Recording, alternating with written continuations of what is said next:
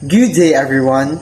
Today we will be discussing a topic that will show differences of microeconomics and macroeconomics and how does it become beneficial in the society.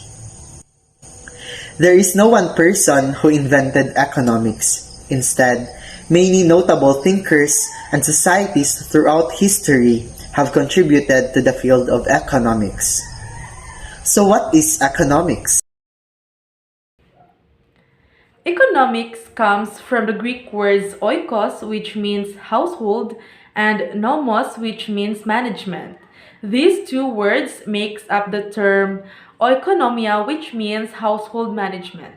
Economics is a branch of knowledge that is concerned with the study of production, consumption, and transfer of wealth. It is the study of how people use their limited resources to try to satisfy their unlimited wants. There are different definitions of economics. According to Fajardo, economics is the study of the proper allocation and efficient use of limited resources for maximum satisfaction. And according to Nordhaus, economics is a science of choice. It is the study of how people choose to use their limited resources to produce various commodities. In general, economics is a broad-ranging discipline that uses a variety of techniques to address important social questions. Why do we need to study economics? We need to study economics because first, economics is everywhere. Second, economics makes an impact. Third, economics enables us to gain an international perspective. Fourth, it develops transferable skills. And lastly, economics boosts our career prospects. As we know, there are two branches of economics, the microeconomics and macroeconomics. But the question is, who coined these two terms? Before the Great Depression during 1929 to 1939, microeconomics and macroeconomics are used to be non-existent. The general idea of economics strongly focused on how supply and demand interact in individual markets. It also sheds light on how even in a time of financial crisis, the market would return to an equilibrium where the price would adjust based on the supply and demand behavior. However, this belief was dismantled when the Great Depression took place. Because of the Great Depression, there exist microeconomics and macroeconomics. The previous theories did not seem applicable during that period, which triggered the development of new theories. Professor Ragnar Fitch, a Norwegian economist, coined the term microeconomics. In the Greek language, mikros, which means small. John Maynard Keynes, on the other hand, developed a new branch of economics, the Keynesian economics, or also known as macroeconomics. So from the word macro means being large. So what really are microeconomics and macroeconomics? And now, let us talk about microeconomics. What is microeconomics? Microeconomics is a branch of economics that is related to the study of individual, household, and firms' behavior in decision-making and allocation of resources. Microeconomics comes from the word micro, which means a small scale or small scope. It also studies a particular market segment of the economy. It also covers several issues like demand, supply, factor pricing, product pricing, economic welfare, production, consumption, and more. Microeconomic significance is it is also useful in regulating the prices of a product alongside the prices of factors of production, labor, land, entrepreneur capital within the economy, which means that microeconomics studies specific business or market. In this situation, economics describe the behavior and explains what to expect if certain condition changes.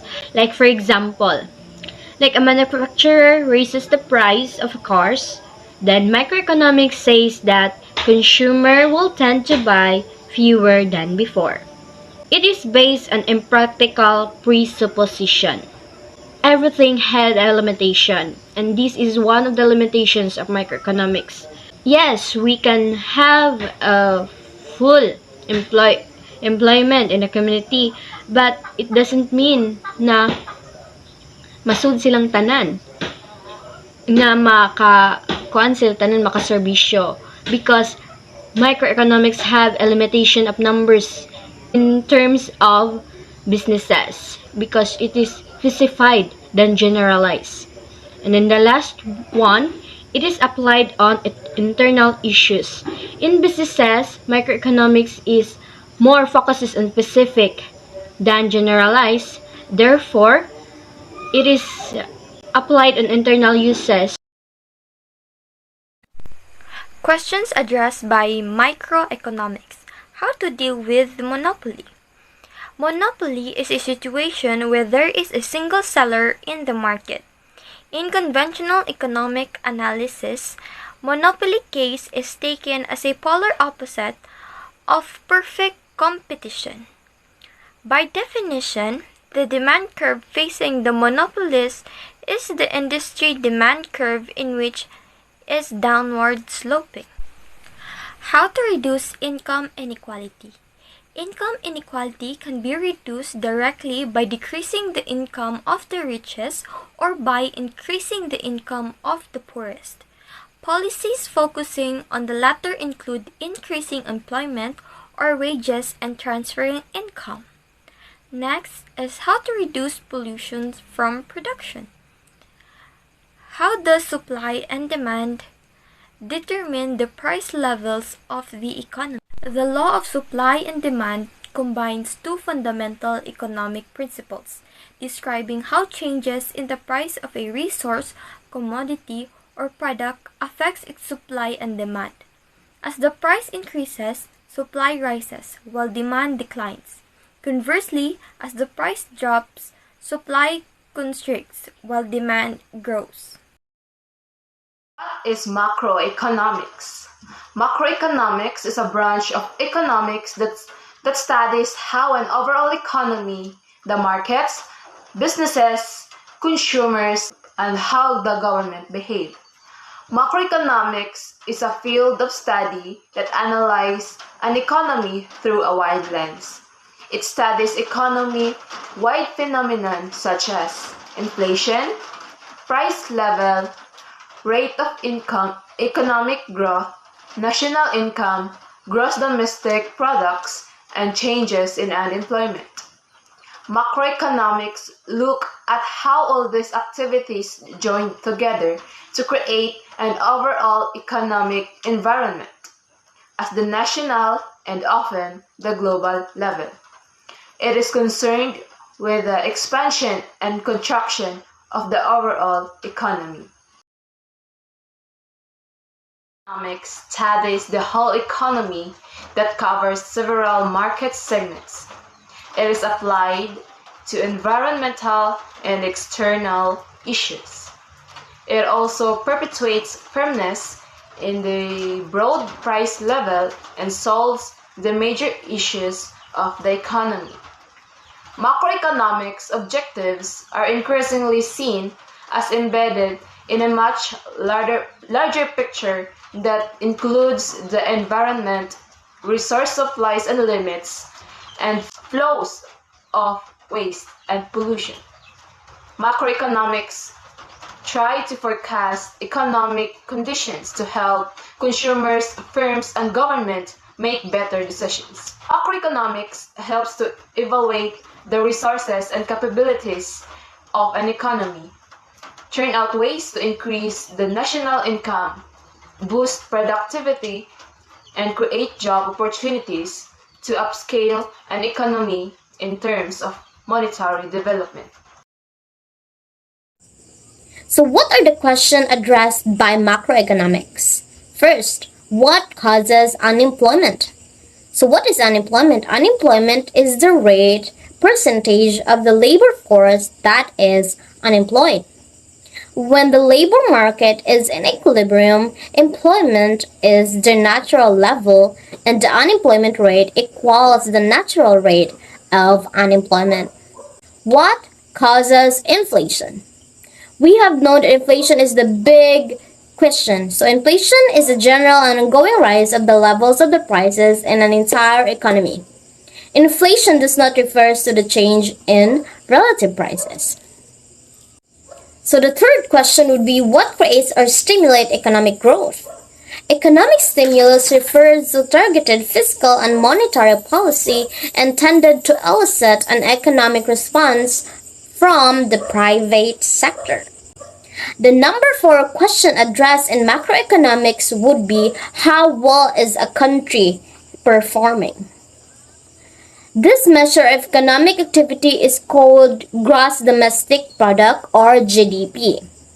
An economic performance of firms and countries is assessed by looking at long-term outcomes, such as sustainable growth and development, or short-term outcomes, such as how long an economy takes to stabilize after a sudden and unpredictable event. The 5th question to be addressed would be, what forces drives the economy? So there are 3 main factors that drives an economic growth.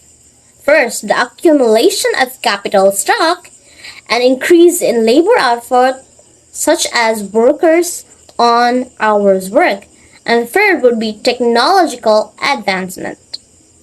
And the last question addressed in macroeconomics would be, how can we improve the economic performance of our own country or the other companies? So we have known that economic growth is driven oftentimes by consumer spending and business investment.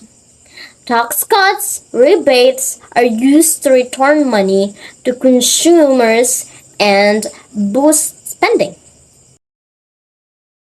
Before we go on into our main discussion, let us have a quick recap onto microeconomics and macroeconomics that was discussed earlier. Microeconomics and macroeconomics are 2 branches of economics that had hugely impacted our society. Microeconomics studies the decision-making process in an individual level only, like those on households and firms. While macroeconomics, on the other hand, is the study of the economy as a whole or in its totality. Yet, how are they related to each other? Microeconomics and macroeconomics both studies the huge problems of scarcity, allocation of scarce resource, and opportunity cost. And also, microeconomic principles are used and are based into macroeconomic problems. And lastly, these branches are important in the studies of policy making and governmental policies and households, and also in the corporate level. I hope that everything was clear on your side, and now let's hop into our main agenda onto what are the benefits of microeconomics and macroeconomics in the society. Let's start with the benefits of microeconomics to be discussed by Ms. Lovely Lopez. Microeconomics helps us understand how individuals and firms make decisions and how they interact in markets. Some benefits of microeconomics in society include: first, it improves public policy. Microeconomics can be used to inform public policy decisions, such as how to increase economic growth, reduce poverty, or improve the efficiency of markets. It can help improve public policy by providing insight into how different policy options will affect the behavior of these factors and the overall functioning of markets. Second, it guides business decisions. So microeconomics can help businesses make informed decisions about pricing, production, and marketing. It provides a framework for understanding how businesses make decisions and how these decisions affect market outcomes. Analyzing how firm responds to change in prices, cost, and demand can guide businesses in making decisions about production, pricing, and marketing strategies. Third, it enhances personal financial decisions. Microeconomics can enhance personal financial decisions by providing a framework for understanding how individual economic decisions affect the markets and the economy. By analyzing how changes in prices, income, and interest rates affect consumer behavior, microeconomics can help individuals make more informed decisions about spending, saving, and investing. It improves the allocation of resources. So microeconomics can help to understand how markets allocate resources, which inform policy decisions that can improve the allocation of resources and make them more efficient. It promotes competition. Microeconomics can promote competition by providing a framework for understanding how market structure and government policies affect the level of competition in a market.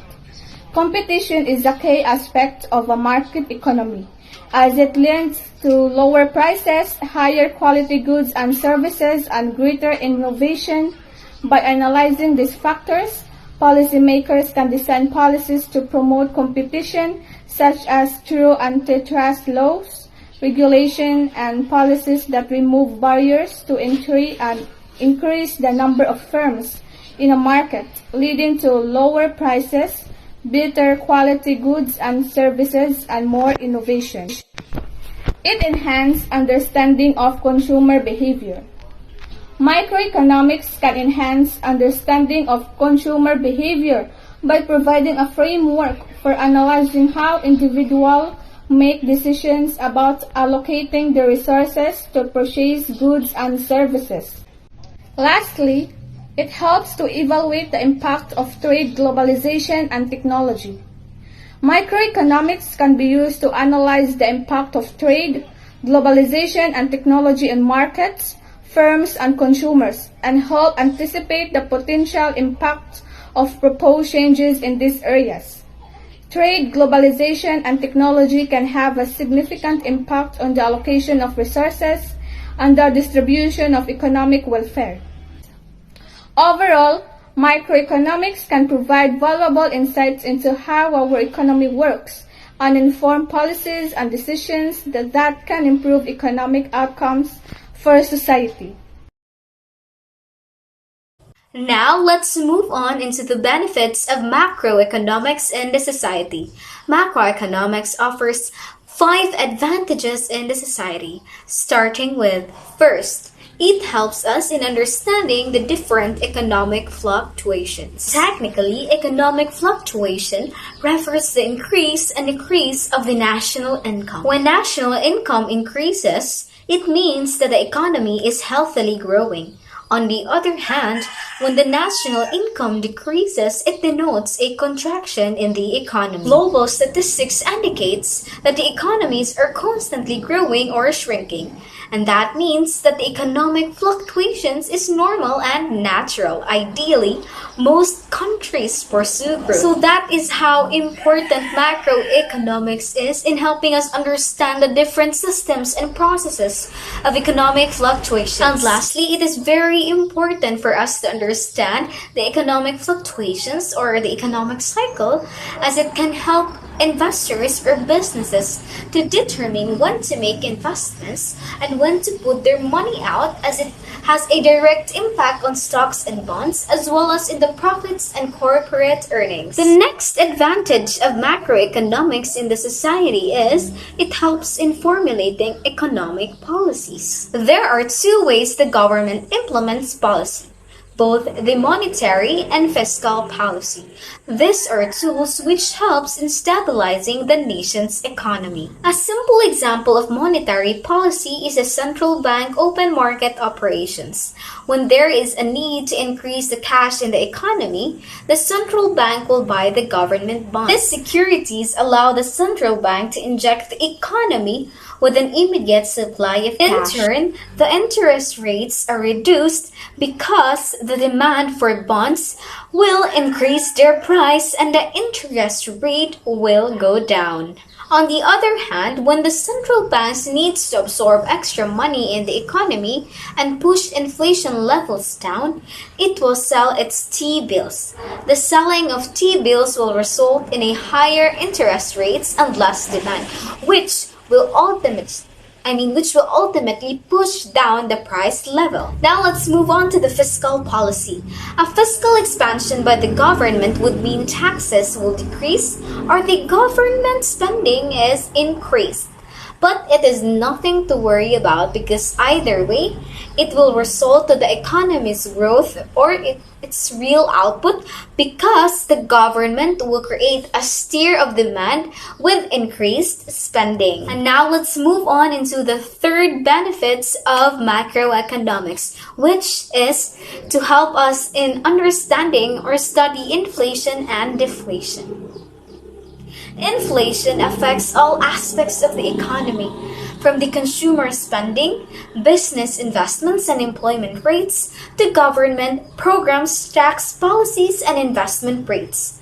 Understanding inflation in macroeconomics is very crucial as it reduces the value of investment returns, which impacts positively our society. Fourth in the list is it helps us in studying national income and GDP. The most important concept of macroeconomics refers to the total amount of goods and services a country produces, commonly known as the gross domestic product or GDP. In macroeconomics, it is very important for us all to understand what is GDP because GDP gives us the information about the size of a certain economy or how an economy is currently performing. And last in the list is it helps in the functioning of an economy. Macroeconomics focuses on the performances of economies, changes in economic output, inflation, interest and foreign exchange rates, and balance of payments. Poverty reduction, social equity, and sustainable growth are only possible with sound monetary and fiscal policies, which was clearly mentioned earlier. Above all, macroeconomics is very crucial into our lives or into our society in general, as it is here to aid and provide us with a stable economic environment that is conducive enough in fostering a strong and sustainable growth, which will help us create and build jobs for foster wealth and a standard or improved quality of life to each individual. In conclusion, macroeconomics did its role in taking part of the growth and development of the economic state of our society. With that said, studying macroeconomics helps us individuals understand fully the interaction between regions, governments, and institutions influence in our life. Macroeconomics also taught us in how to predict and deal with various economic challenges such as inflation and unemployment. Macroeconomics also forecasts economic conditions that helps us consumers and other firms or institutions make better and rational decisions.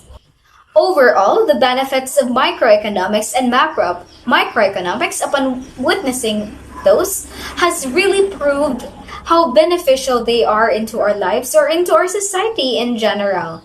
It has indeed played its role in giving us the capacity to decide in our own will and guiding us through the decision-making process, and also that actions and decisions of our reached or made us or our society in who we are today. We have been a very bumpy road up until now and expecting in the next succeeding years. But the most important thing is that we've known and learned something, and that learnings of ours could be helpful in the next years for the foster growth and development of our economy. I hope you all did learn something for today regarding the benefits of micro and macroeconomics. That would be all for our video presentation, and we hope that you learned something. Have a good day.